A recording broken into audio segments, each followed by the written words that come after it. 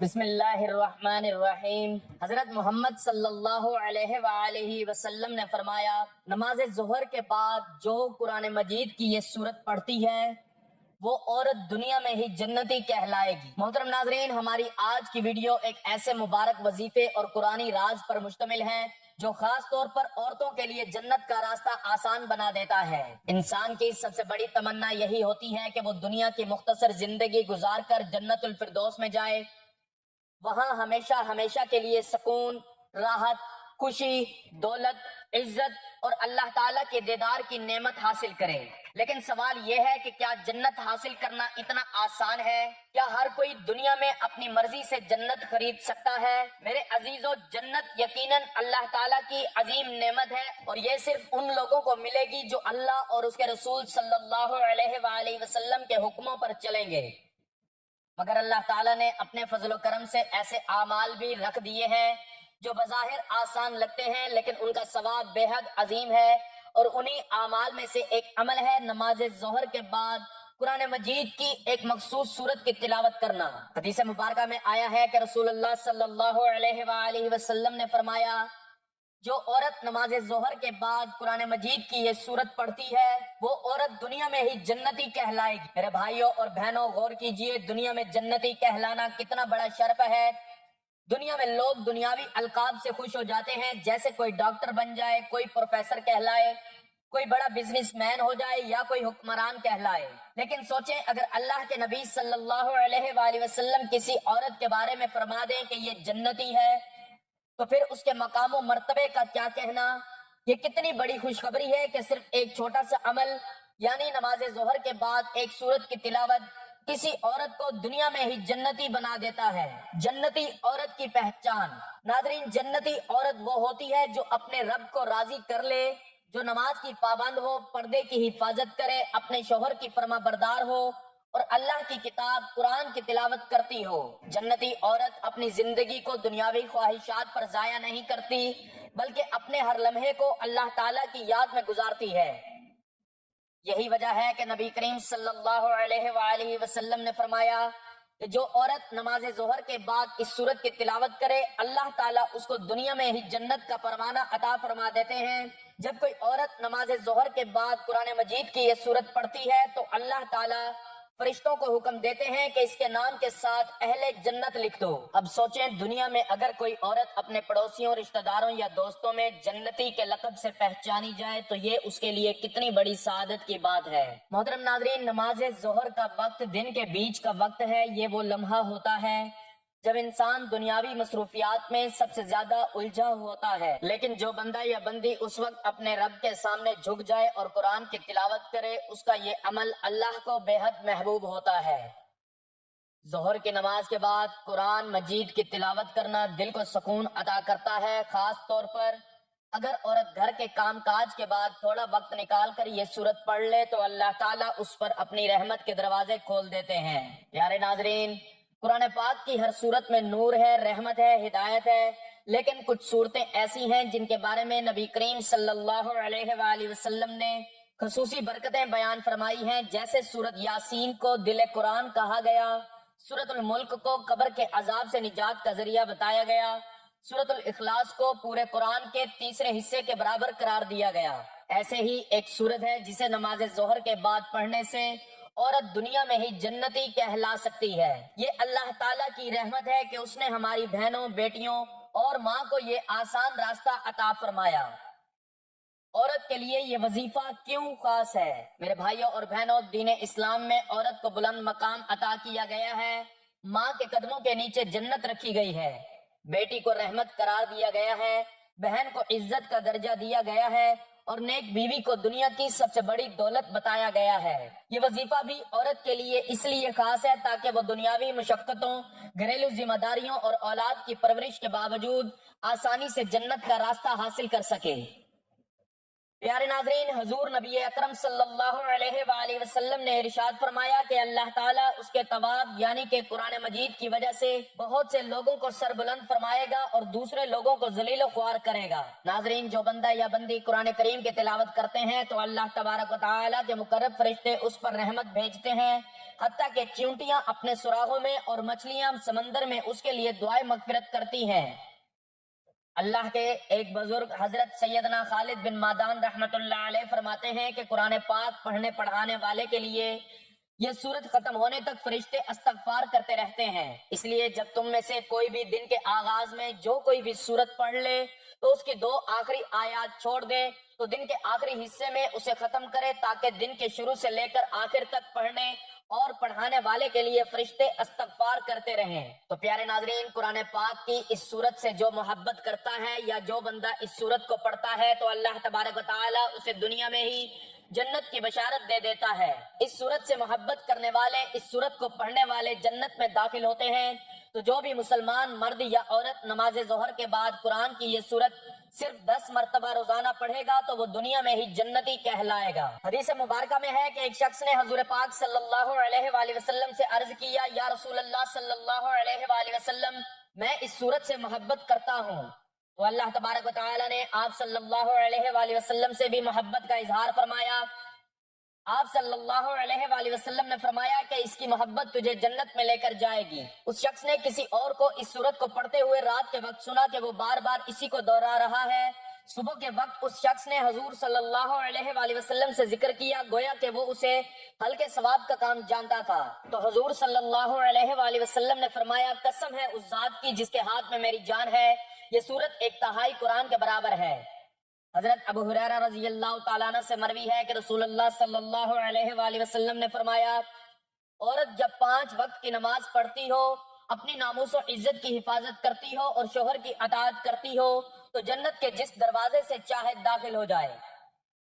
حضرت ابو ہریرہ رضی اللہ تعالیٰ عنہ سے مروی ہے کہ آپ صلی اللہ علیہ وآلہ وسلم سے پوچھا گیا کہ کون عورت بہتر ہے، تو آپ صلی اللہ علیہ وآلہ وسلم نے فرمایا، وہ عورت جب شوہر اسے دیکھے تو اسے خوش کر دے، جو کوئی کام کہے تو اس کی اطاعت کرے اور اپنی عزت کی حفاظت کرے اور اس کی مرضی کے خلاف مال خرچ نہ کرے۔ ابو امامہ فرماتے ہیں کہ نبی پاک صلی اللہ علیہ وآلہ وسلم نے فرمایا، اے عورتوں کی جماعتوں، یاد رکھو کہ جو تم میں نیک ہیں وہ نیک لوگوں سے پہلے جنت میں داخل ہوں گے، پھر جب ان کے شوہر آئیں گے تو ان کو غسل دے کر اور خوشبو لگا کر شوہروں کے حوالے کر دیا جائے گا۔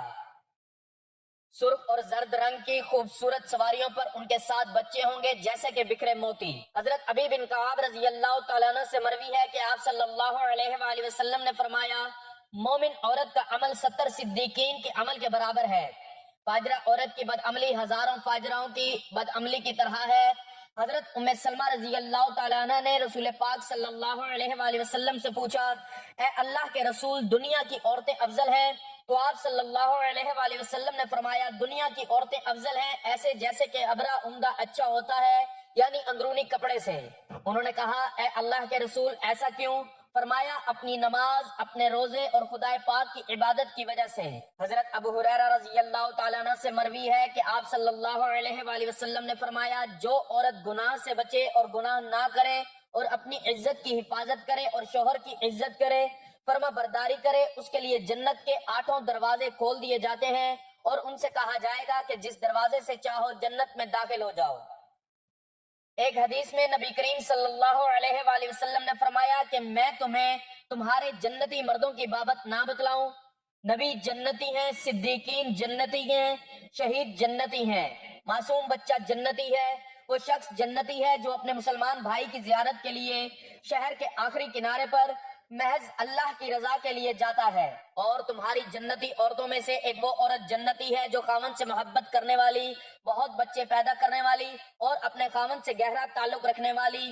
خاوند جب اس سے ناراض ہو جائے تو اس کے پاس جاتی ہے، حتیٰ کہ اپنا ہاتھ اس کے ہاتھ میں دے دیتی ہے اور کہتی ہے کہ میں اس وقت تک پلک نہیں جھپکوں گی جب تک تو راضی نہیں ہو جائے گا۔ آج کل کی عورتوں میں مذکورہ صفات کی عورتیں کم ہیں۔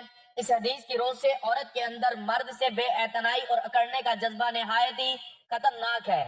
اس کے برعکس خاوند کی ناراضگی دیکھ کر اس کو منانے اور راضی کرنے والا جذبہ عورت کو جنت میں لے جانے والا ہے، بشرط یہ کہ دیگر احکام کی پابندی کا اہتمام ہو۔ آج کل کی عورتیں زیادہ بچے پیدا کرنے سے پہلے گریز کرتی ہیں، محض کہ اس کے زیادہ بچے جننے سے ان کے حسن اور رعنائی میں کمی آ جائے گی، یا بعض وسائل کی کمی کا بہانہ پیش کرتے ہیں۔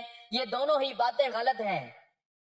حکم شریعت اور اجر و ثواب کے معاملے میں اپنے حسن و جمال کو برقرار رکھنے کو اہمیت دینا اب ایک مسلمان کی شان کے خلاف ہے۔ اسی طرح وسائل کا بہانہ اللہ تعالیٰ کی رزاقیت اور اس پر اعتماد توکل کے منافی ہے۔ اللہ ہمیں بھی رزق دیتے ہیں اور تمہارے بچوں کو بھی۔ رزق تو تمہارے ہاتھ میں ہے، ہم تمہیں بھی اور تمہارے بچوں کو بھی جتنا چاہیں گے اتنا ہی رزق دینے پر قادر ہیں، بلکہ سب کی رزق رسانی ہمارے ذمہ ہے۔ زمین پر چلنے والے کا رزق اللہ کے ذمہ ہے۔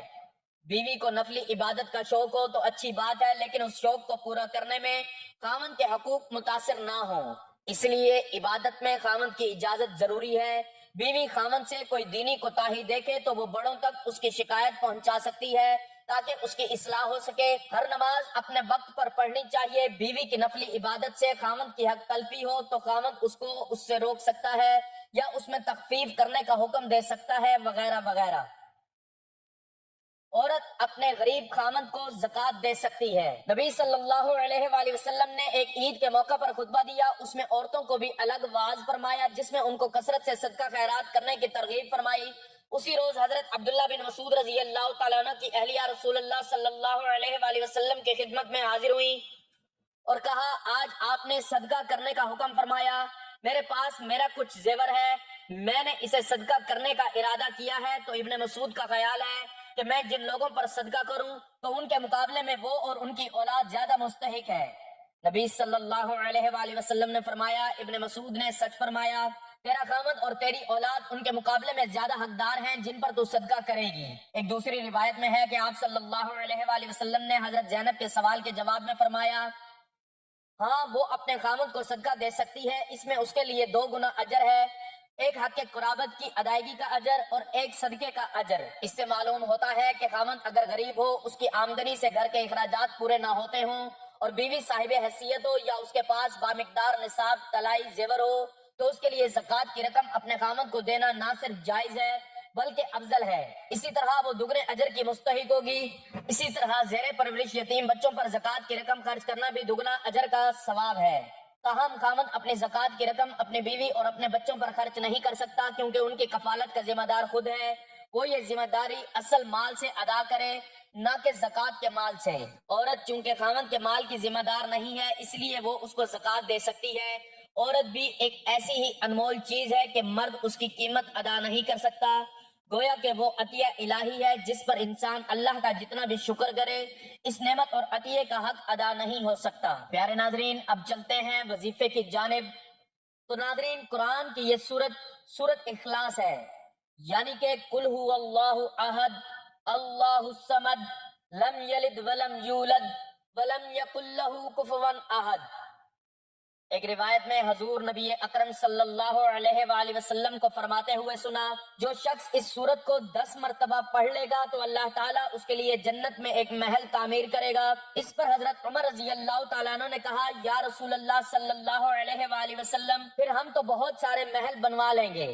تو آپ صلی اللہ علیہ وآلہ وسلم نے فرمایا، اس سے بھی زیادہ، اس سے بھی اچھے محلات دیے جائیں گے۔ ایک حدیث میں ہے کہ جو شخص اس سورت کو 50 مرتبہ پڑھ لے تو اس کے 50 سال کے گناہ معاف کیے جائیں گے۔ سبحان اللہ۔ پیارے ناظرین، کتنی زیادہ فضیلت اور اجر و ثواب ہے اس چھوٹی سی سورت کا۔ تو آپ سبھی نماز ظہر کے بعد یا کسی بھی نماز کے بعد رات کو سونے سے پہلے 10 مرتبہ سورت اخلاص کو پڑھ کر سوئیں۔ اس سورت کو پڑھنے سے دنیا میں بھی اللہ تبارک و تعالی آپ کو اجر و ثواب دیتا رہے گا اور آخرت کی تیاری بھی ہوتی رہے گی۔ پیارے ناظرین، اس سورت کو 3 مرتبہ پڑھنے سے قرآن پاک کا ثواب ہوتا ہے، تو اس لیے اگر کوئی مسلمان قرآن پاک نہیں پڑھ سکتا تو قرآن پاک پڑھنا ضرور سیکھیں۔ روزانہ سورت اخلاص باوضو ہو کر 200 بار پڑھنے سے 9 فائدے حاصل ہوتے ہیں۔ اللہ تبارک و تعالی 300 غضب کے دروازے بند کر دیتے ہیں، مثلا دشمنی، قہر، فتنہ، ناراضگی۔ اور آپ کو معلوم ہوگا کہ جب اللہ تبارک و تعالی ناراض ہوتے ہیں تو اللہ تبارک و تعالی انسان سے نعمتوں کو چھین لیتا ہے۔ جب اللہ پاک راضی ہوتا ہے تو غضب کے دروازے اللہ تعالیٰ بند کر دیتے ہیں۔ تو انسان پر رحمتوں کے دروازے کھول دیے جاتے ہیں۔ پیارے اسلامی بھائیوں اور بہنوں، آج کی اس ویڈیو میں ہم نے جانا کہ رسول اللہ صلی اللہ علیہ وآلہ وسلم نے کس قدر آسان طریقے سے جنت حاصل کرنے کی بشارت دی ہے۔ بس ہمیں چاہیے کہ ہم اس عمل کو معمول بنائیں، اپنے گھر کی عورتوں کو اس کی تلقین کریں، اپنی بہنوں اور بیٹیوں کو اس کا عادی بنائیں۔ یہ دنیا فانی ہے، لیکن جنت ہمیشہ ہمیشہ کی زندگی ہے۔ جو عورت نماز ظہر کے بعد قرآن مجید کی یہ سورت پڑھنے کی پابند ہو جاتی ہے، اس کے لیے دنیا میں ہی جنت کی ضمانت مل جاتی ہے۔ اللہ تبارک و تعالیٰ سے دعا ہے کہ اللہ تبارک و تعالیٰ ہمیں پنجگانہ نماز ادا کرنے کی توفیق عطا فرمائے۔ اللہ تبارک و تعالیٰ ہمیں قرآن پاک کی ہر ایک سورت، ہر ایک آیت کو سمجھ کر پڑھنے کی توفیق عطا فرمائے، اور اللہ تبارک و تعالیٰ تمام امت مسلمہ پر اپنا رحم اور کرم کرے، اور اللہ تبارک و تعالیٰ تمام امت مسلمہ کو بخش دے، آمین یا رب العالمین۔ ناظرین، گزارش ہے کہ اللہ تعالیٰ کے 99 ناموں میں سے کوئی ایک نام لکھ کر کمنٹس میں ضرور شیئر کریں۔ اللہ تعالیٰ ہم سب کا حامی و ناصر ہو، آمین، جزاک اللہ۔